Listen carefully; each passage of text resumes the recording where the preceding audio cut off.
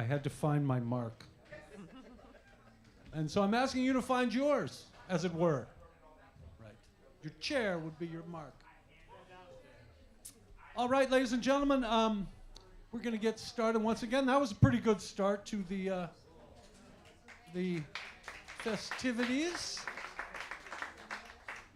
Once again, you find yourself at the 22nd annual Satchmo Summerfest presented by Chevron, and you find particularly at the Satchmo Legacy Stage in memory of Joni Berry, and I couldn't be more thrilled that you're here again. Satchmo Summerfest is the only festival in Louisiana dedicated to, my guess is they named Louisiana for him. And is produced by French Quarter Festivals Incorporated. Give them a big hand. That's a nonprofit.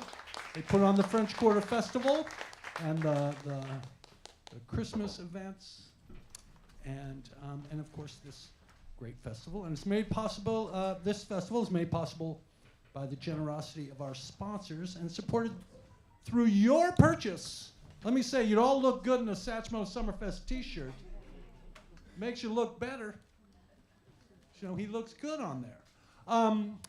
So we put this festival on through your support, through the purchase of official festival merchandise and delicious food and beverages. But remember, have those responsible both. It's some of the food, I had some already. It's very good.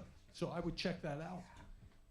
And I want to take this time to thank all of our sponsors, especially Chevron, the New Orleans Jazz Museum at the Old Mint here, where you give them a hand. They do such a good job putting it on. The Joseph K. and Inez Eichenbaum Foundation and Mr. Stephen Maitland-Lewis sponsoring this stage in memory of Joni Berry, a longtime supporter of Satchmo Summerfest. And also our contributing legacy stage supporters, including the Ella Fitzgerald Charitable Foundation, Janice Folks, take a bow, Janice, Richie and Viggy Norigian, who are here but in absentia. So that means they're not here. They're absent, Stephen. And also Andre Duplessis. Give Andre a big hand. She's sitting right over there. And again, besides this, we have 2 stages of music outside. You should pick up a program and check it all out. So we move along to our second presentation today, The Real Ambassadors, Louis Armstrong's jazz opera collaboration with Dave and Iola Brubeck. And here to guide you through that is Keith Hatschek. After a 25-plus year career in the music industry as a performer, an engineer, a producer, and a music executive, around the turn of the century, sounds weird, it makes me feel older, of the last century, he became a professor directing the music management program at the University of the Pacific in Stockton, California.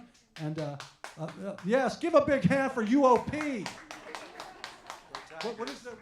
Tigers. Oh, go Tigers, go Tigers. And those 20 years coincided with the 20 years that the Dave and Iola Brubeck collection, their papers and everything, resided at UOP. But it left when he did. So here to talk about The Real Ambassadors, the subject of his new book, The Real Ambassadors, Dave and Iola Brubeck, and Louis Armstrong Challenge Segregation, which was published earlier this year by the University of Mississippi Press. Give him a warm welcome, his first time here at the Satchmo Summerfest, Keith Hatschek.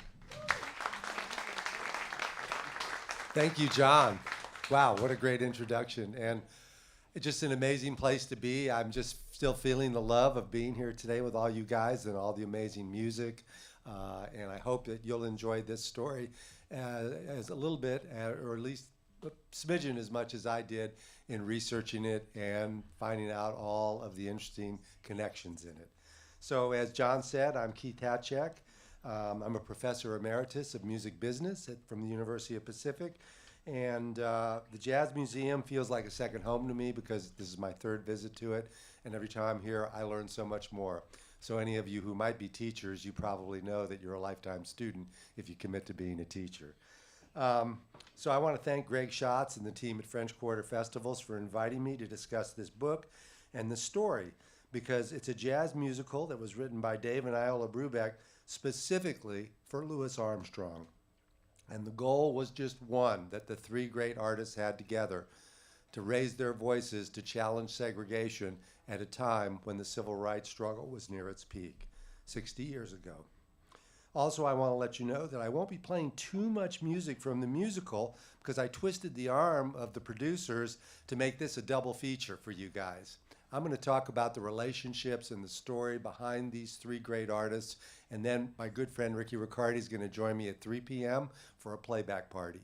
And it is going to be a party. We're going to play your rarities, outtakes, things that no one's ever heard before of Satchmo working with the Brubecks in the studio. And I promise that you'll laugh. So stick around if you can, please. So the musical was conceived and written by the Brubecks between 1956 and 1961 to provide a vehicle to demonstrate the absurdity of segregation.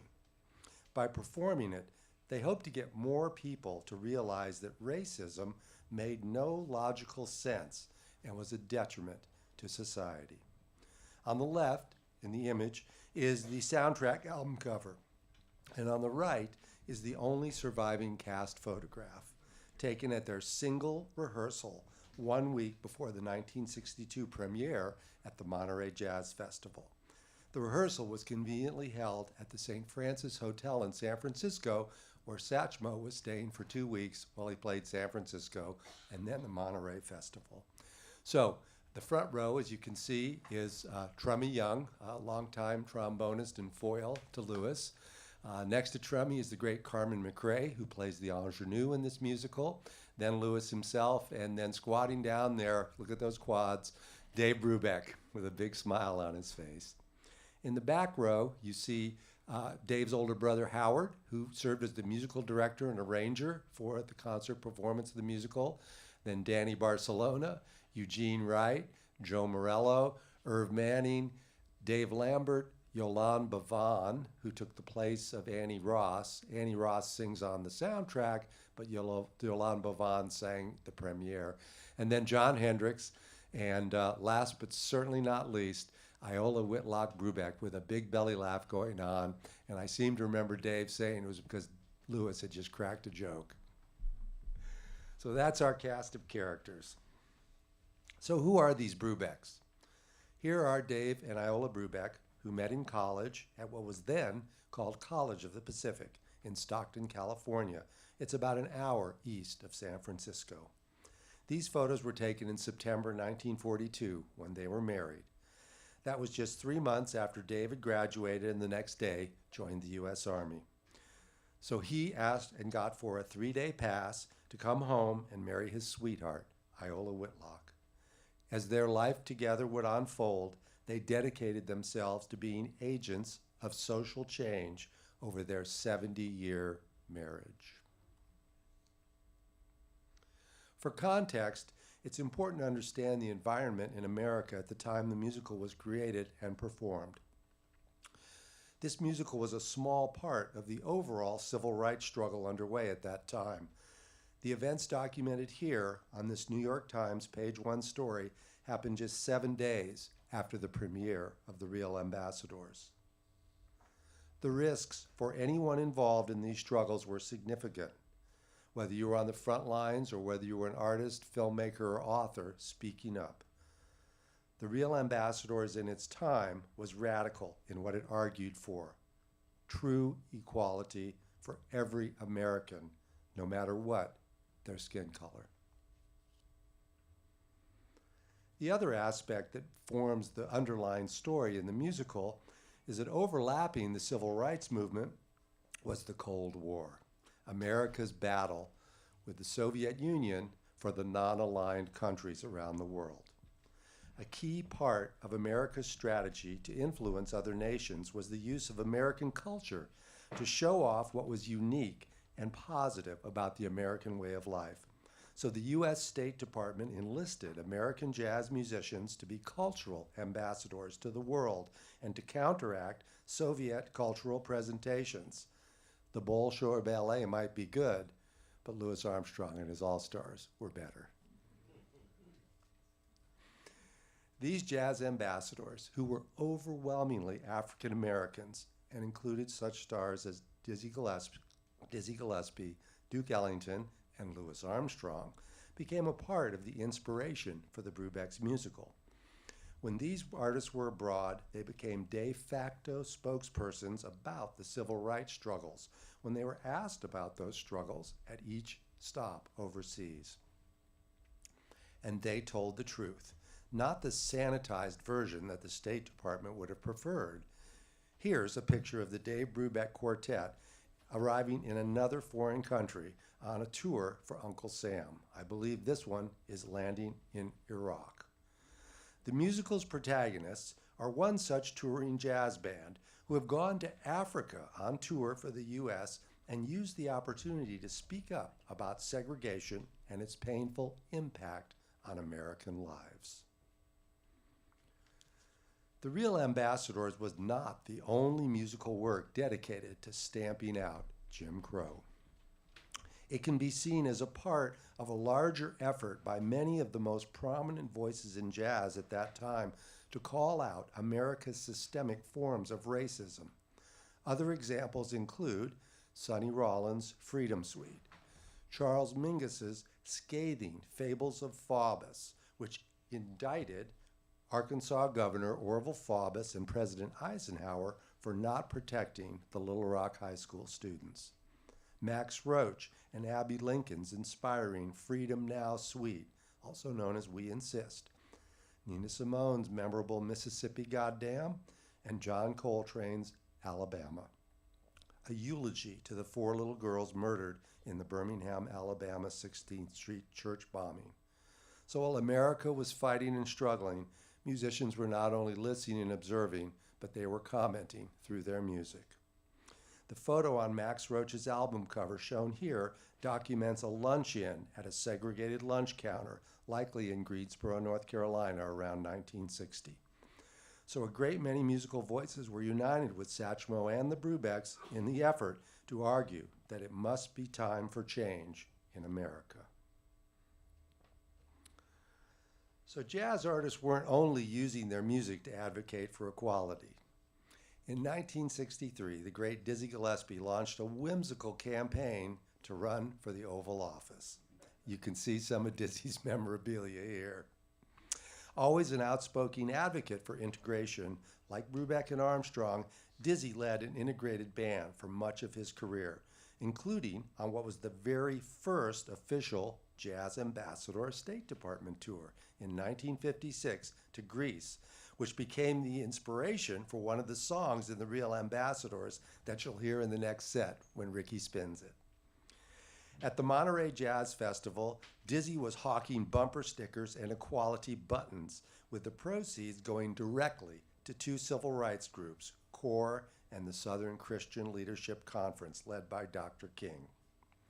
Gillespie proclaimed that if elected, he'd form a swinging cabinet, including Duke Ellington as Secretary of State, Malcolm X as Attorney General, Charles Mingus as the newly created Secretary of Peace, Mary Lou Williams, of course, as Ambassador to the Vatican, and none other than Louis Armstrong as Secretary of Agriculture, which was a nod and a wink to Pops' lifelong love of marijuana. Dizzy also promised that he'd change the name of the White House to the Blues House, right? But in private, he told friends he planned to change it to the Black House. He even had a campaign song sung to the tune of the Gillespie Chestnuts, Salt Peanuts. If you'll excuse me, I'll give you a little rendition. It went like this. Your politics ought to be a groovier thing. Vote Dizzy, vote Dizzy. So get a good president who's willing to swing. Vote Dizzy, vote Dizzy.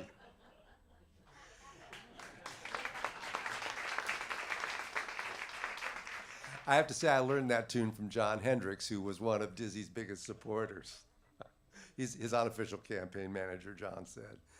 While he entertained his fans and the media with his humorous approach, Dizzy's continued statements drew attention to the fact that it would have been impossible for an African American to even be considered for the office by any major political party at that time. So there was a little, it was a thoughtful but whimsical campaign.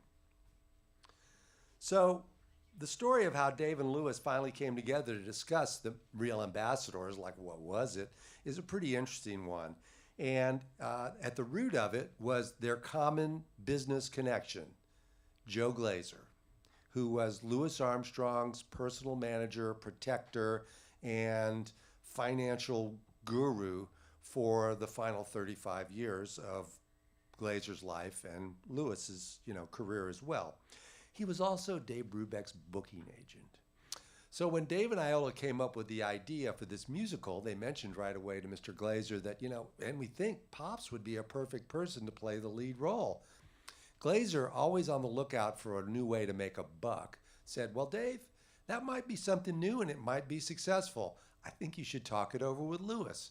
He even went so far as to say, you and Louis are both going to be in Chicago the week after Christmas, 1958. Go by the Palmer House, where Louis had a 2-week gig at the Empire Room, and talk with him about it and let me know what you guys decide. So sure enough, Dave goes to the Palmer House, gets on the house phone and asks the switchboard, please put me through to Louis Armstrong's room. And they do, ring, ring, ring, and who answers the phone? Not Pops, but the infamous Frenchie Talliere, Louis's long-serving road manager. And so Frenchie says, no, Dave, I've got instructions. No one's going to be talking to Louis tonight. He needs to rest up for the gig. He's going to have his dinner. Just take it slow. You can't talk to him. Dave's like, oh, okay. So he waits a few minutes and tries again. Who's got the phone? Frenchie. So Dave is pretty downhearted at this point, and he sees the bellman walking across, and he waves him over and says, you don't happen to know what room Mr. Armstrong is staying in? The bellman says, Louis Armstrong? Oh, yeah, he's in room such and such. Dave hops on the elevator and goes up there, and he decamps on the floor outside Louis's door, sitting down, twiddling his thumbs, thinking, he's got to come out sometime. Within 10 minutes, here comes a food cart. Well, Louis's dinner. Mr. Armstrong, dinner! Louis throws open the door, and he looks out, and he's flabbergasted. Dave, what are you doing there? He says, well, Louis, I wanted to talk to you. Joe Glazer said to visit you. Well, come in.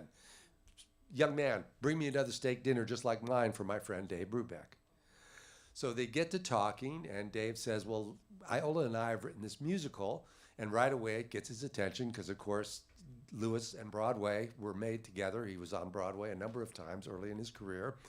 And as the more Louis learns about it, the more animated he becomes, especially when Dave says the message in the musical is going to be that segregation is absurd.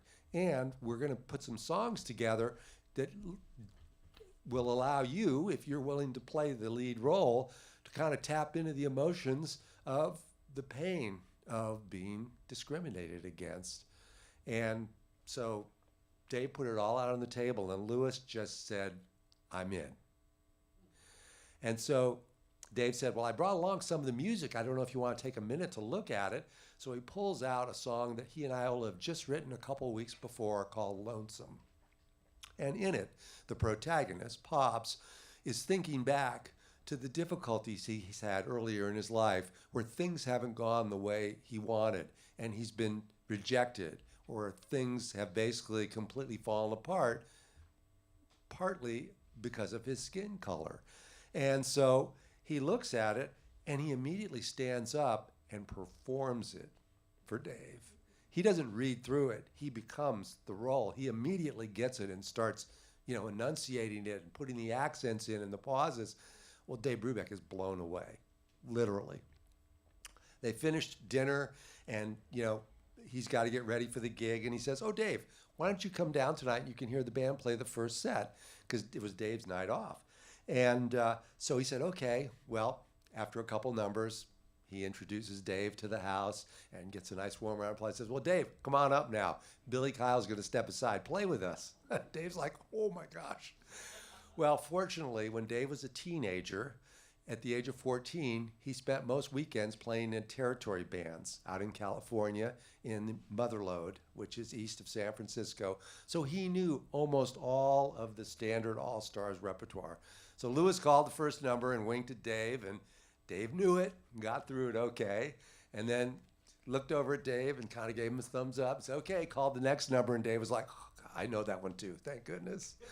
So Dave got a nice round of applause after those two numbers, and in his unpublished autobiography, he thought that may have been an unofficial audition for this project to work together, because Louis was very wily, about that. Because if you listen to a Dave Brubeck record from 1958 and you listen to a Satchmo record from 1958, they were very different styles and approaches to jazz, And in that same unpublished autobiography, Dave wrote, quote, Louis soon started telling his friends that we had written him an opera.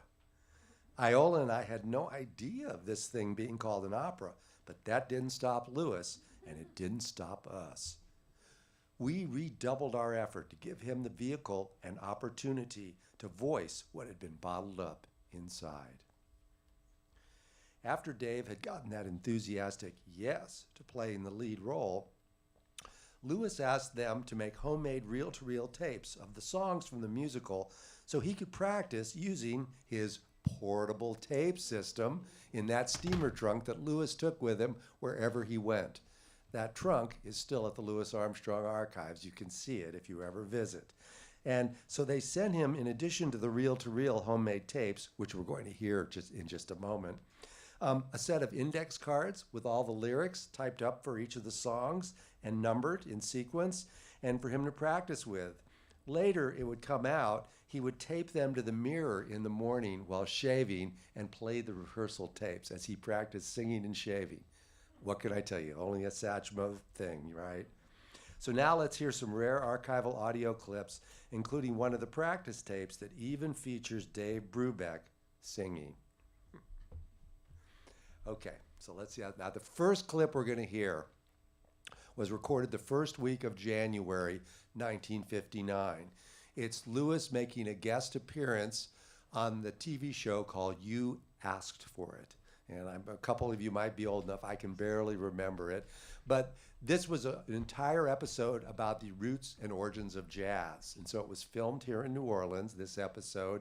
And Louis, because he was still playing up in Chicago, they used some kind of a high-tech telephone wire hookup to get Louis to talk with the audience, okay? So I apologize. There's a little bit of a buzz on the audio, but you will hear a performance by Louis that will lead to our next clip. That's a real answer from the Brubecks. So again, this happened in the first week of January 1959. Let's hear Louis. Well, now we take you from New Orleans to Chicago to hear from Louis Satchmo Armstrong, the king of jazz. Hi, everybody. Say, Jack, I think you're wrong about me being the ambassador. I think jazz is the ambassador. Or I might be the courier that takes the message over there. But it's jazz that does the talking. That's the good thing about our kind of music. It speaks in every language, and it's understood by everyone that wants to listen. My horn and me have traveled from Sweden to Spain, and when I played Berlin, a lot of them cats jumped down first to hear old Satchmo. Which proves that music is stronger than nations. I don't know much about politics, but I know these people in foreign countries hear all kinds of things about America. Some good, some bad. I'm pretty sure what comes out of this horn makes them feel better about us. One thing's sure, they know a trumpet ain't no cannon.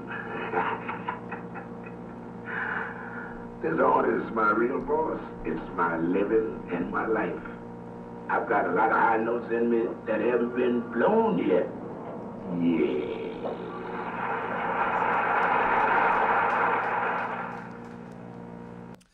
So that very night, when the TV show aired, Iola and Dave were watching, and they were so psyched up by Lewis's performance because he talks about being a jazz ambassador, how music is more powerful than bullets, and how his horn is an aspect of his commitment to America to try and change perceptions about what America really means, that it's more complicated. It's not just the sort of horror of the civil rights struggles, and he's working to combat, like, to tell the whole story of the American experience. So literally, as soon as the show went off the air, they ran downstairs and turned on the old Ampex tape recorder and made this tape to send to Louis. Now, Louis, I'd like to introduce you to my wife.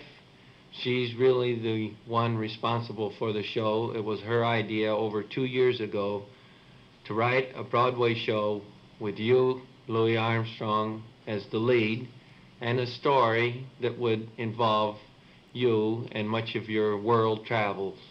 And she's always considered you the greatest ambassador we've ever had. So this is my wife, Iola. We call her Oli. Hello, Louis.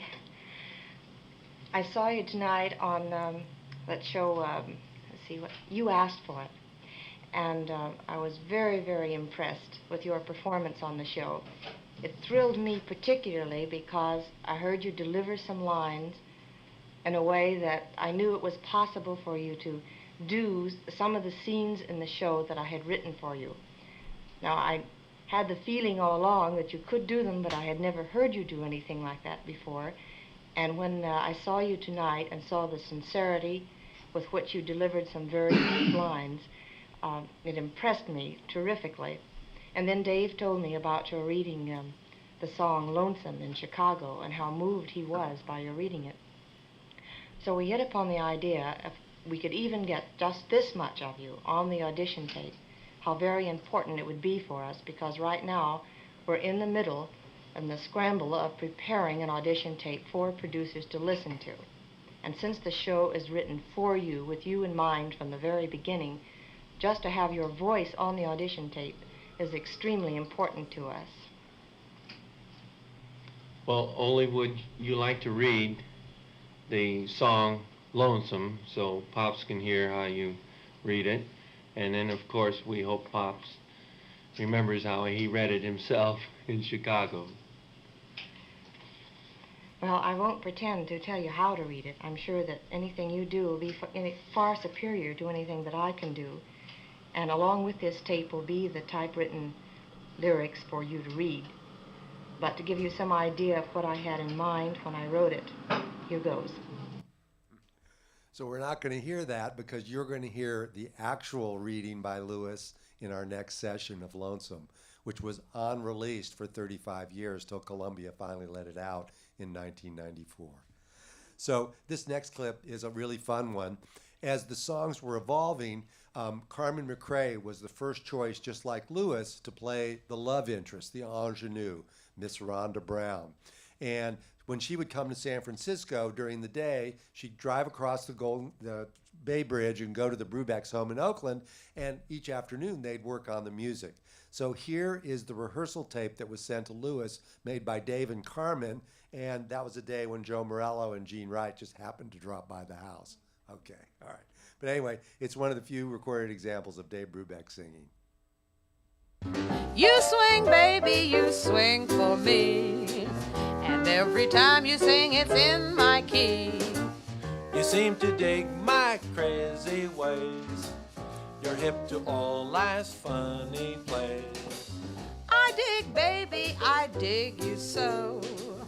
Don't ever leave me if I holler go. Lovin' and music, a mellow mix. We'll keep it cool and play for kicks. I dig every kind of jazz. The more down home, the more it has. A solid beat with shuffling feet. A date with you and life's complete.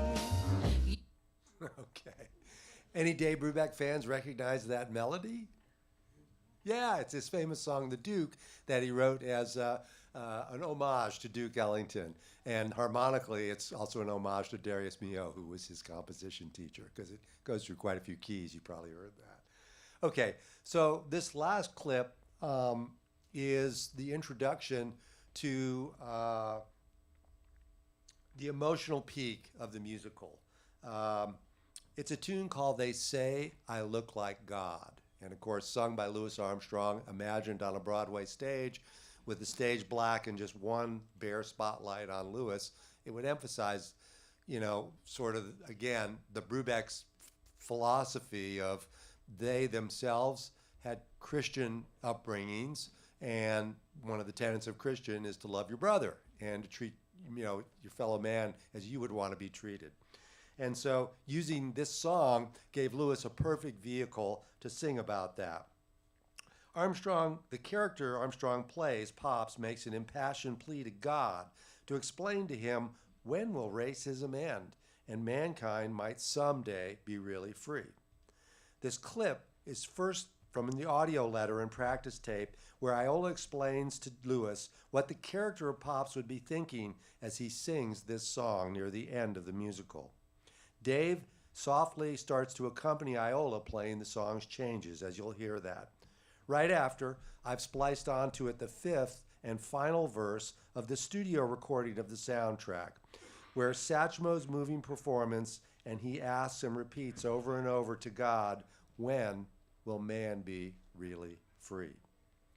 The song contrasts Armstrong's slow blues vocal with a chorus quoting the book of Genesis, as if they were monks singing Gregorian chant. So it's a little bit of a jarring contrast, you'll hear that. It gave Armstrong the perfect platform to musically express the anguish of having faced a lifetime of rejection and bigotry. Listen to the deep emotion in Satchmo's voice in the last few seconds of the clip. Now, this is just a teaser. We're going to play the entire song in the next session where it's all about the music. But here it comes. Coming up is a blues that states the real purpose of the show. We hope we've written a show that is fun to see and fun to do. A show with innovations bringing jazz and jazz performers to Broadway. But more important than the music or the story or spreading the gospel of jazz is the real purpose of the show, stated in these blues. In an earlier tune, The Real Ambassador, you sing the line, I represent the human race and don't pretend no more. This is what you represent in the character of Pops, the human race, and it is as a representative of man, you sing, They Say I Look Like God. When will that great day come? And everyone that loveth is born of God. When everyone is one. There is no fear in love because fear has torment. And there will be no more misery. Perfect love casteth out all fear. When God tells man he's really free. He that loveth God loveth his brother also. Really free. He that loveth God Really free. loveth his brother also. Really free.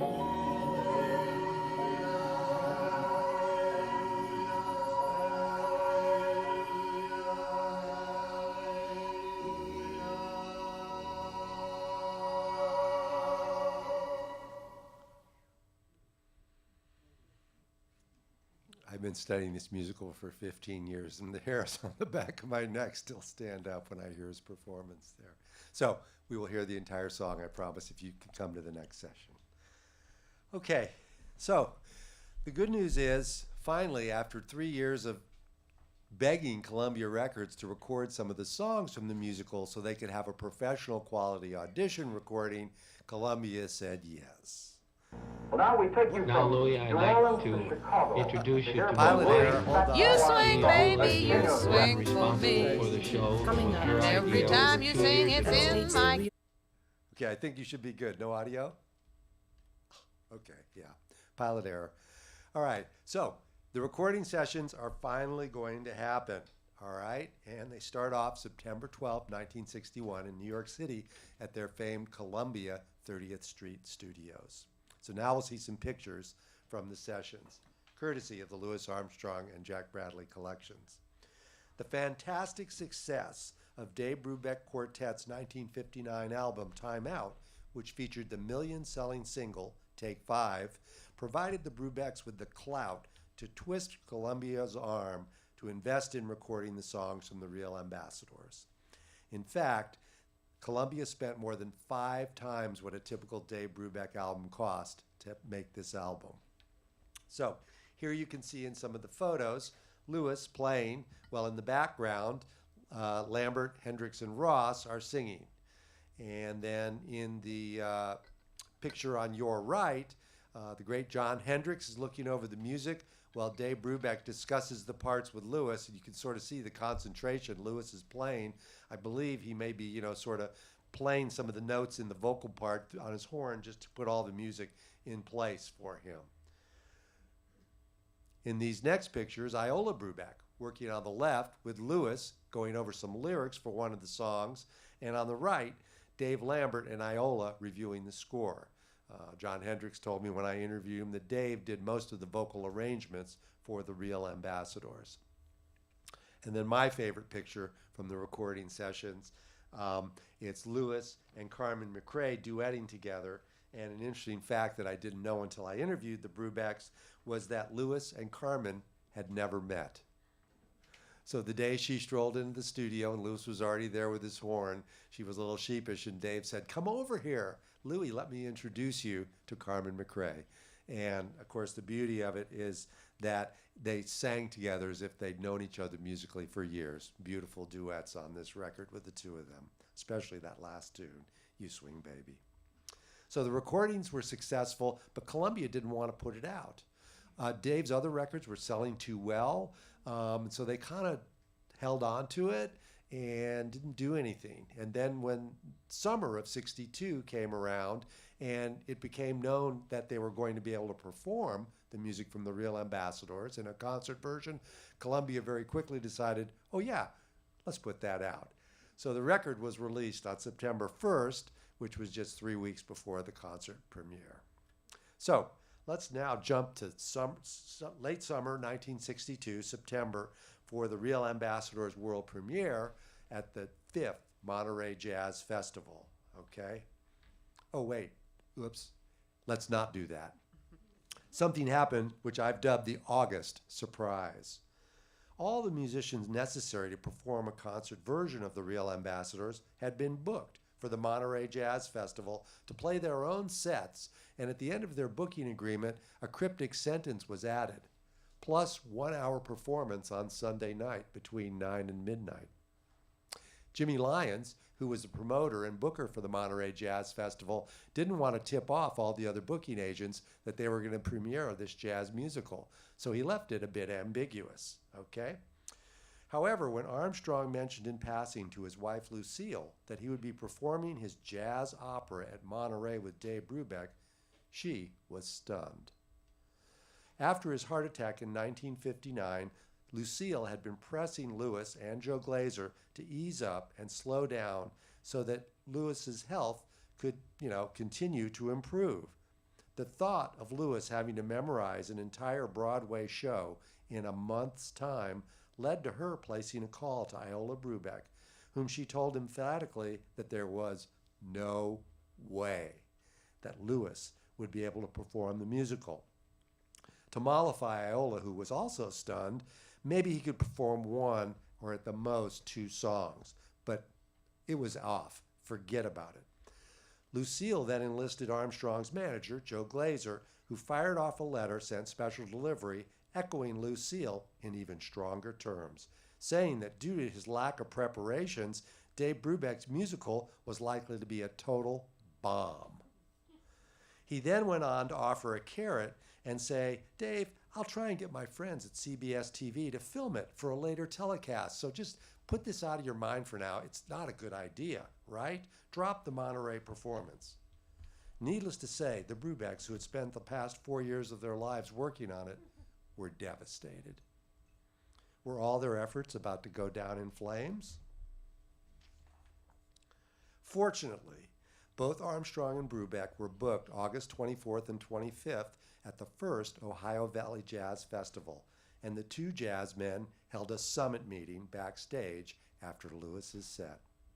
Dave found out Louis was concerned because he mistakenly thought he would need to memorize the music as he had when he appeared on Broadway in the 20s and 30s. And later also found out from Trummy Young that Satchmo had also misplaced his music from all the recording sessions. Typical, right?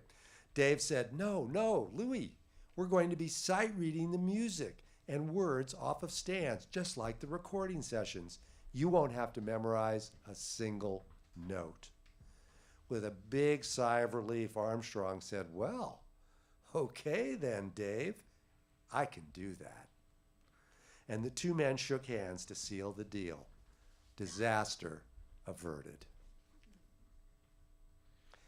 These are the pages the gatefold from the 1962 Monterey program book.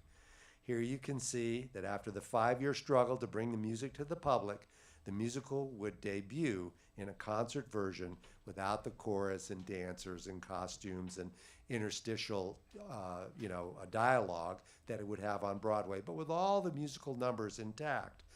Louis would be starring as Pops, the band leader, Carmen McRae as the, quote, chick singer, unquote, Rhonda Brown, and with the musicians sight reading from the score as they performed.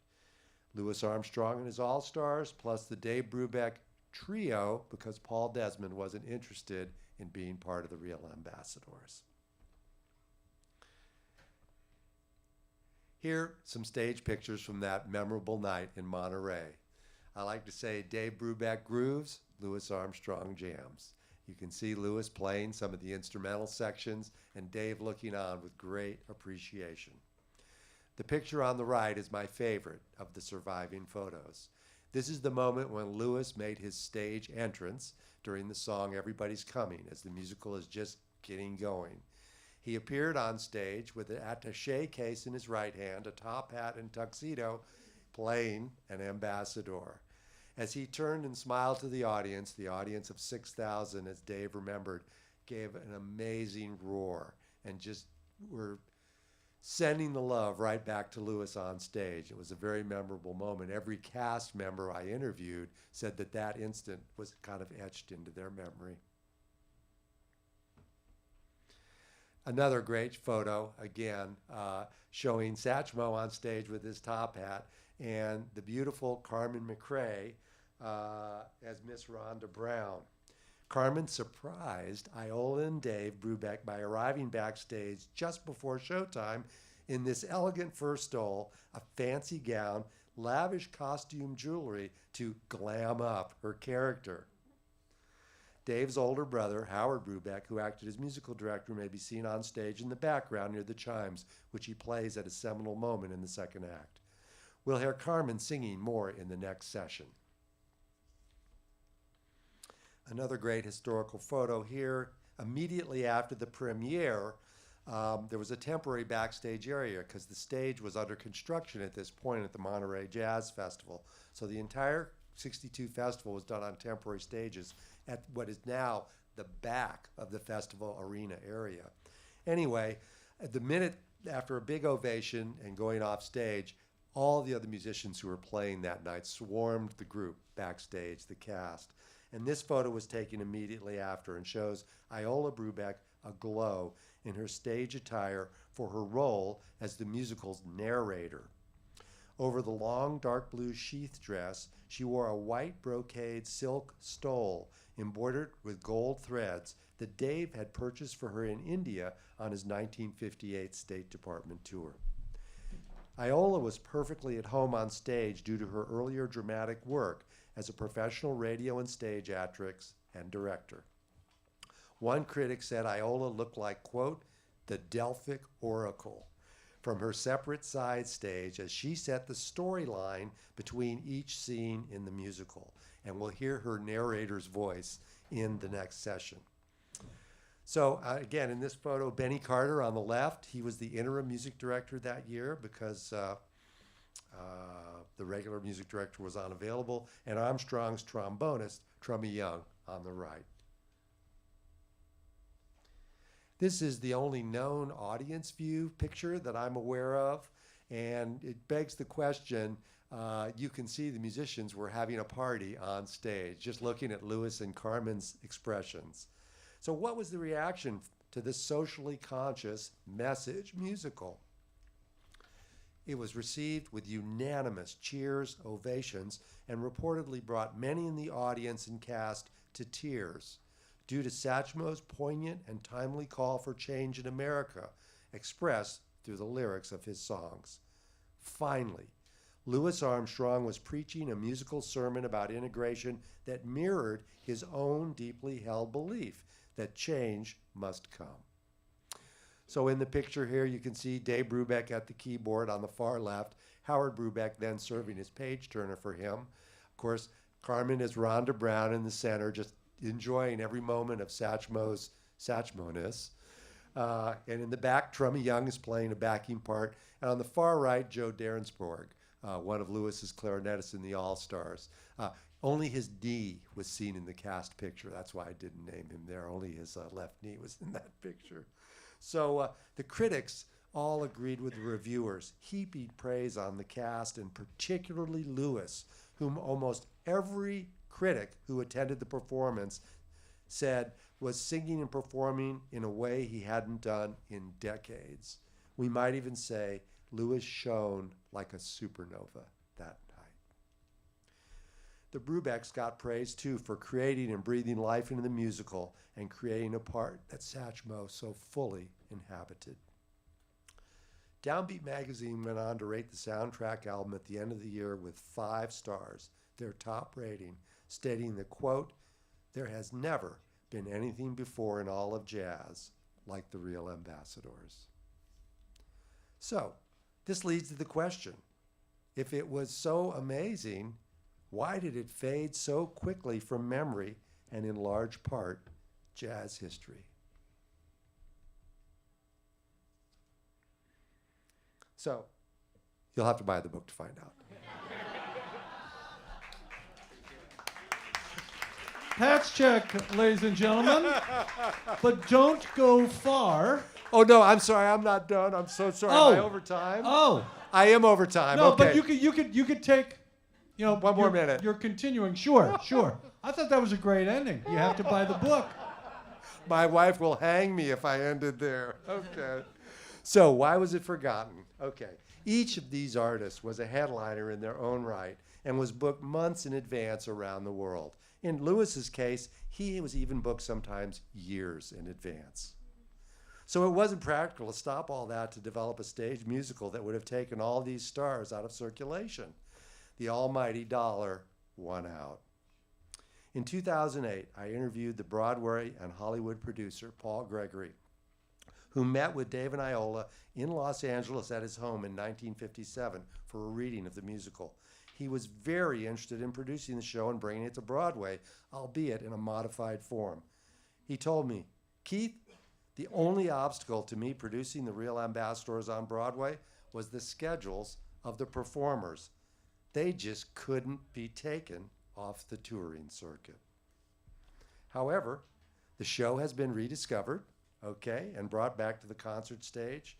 The first revival in 2013 at the Detroit Jazz Festival, pictured here, a brilliant performance. 2014 in New York City by Jazz at Lincoln Center under the auspices of Wynton Marsalis, 4 performances to a sold-out house, finally making it to Broadway. And in 2016 at Opera Memphis. In 2021, the Louis Armstrong House Museum co-sponsored a beautiful video available free online featuring music and stories about the Real Ambassadors. And now, I hope my book will introduce Louis Armstrong and the Brubecks partnership to a new generation of jazz fans and readers. So I am going to do some book signings in the lobby today. It's available online, but support Louisiana Music Factory. They're here working the book. And at 3 o'clock, as I said, we'll be having music and laughter and outtakes from the Real Ambassadors. So thank you so much, and thank you, John, for giving me my extra minute. Sorry about that. Keith Hatschek, and he's not going to go far, nor should you, because a fellow called Ricky Riccardi is behind me. There he is. And we're just gonna make a few changes to the stage, and we're gonna have a little listening party, man. Absolutely.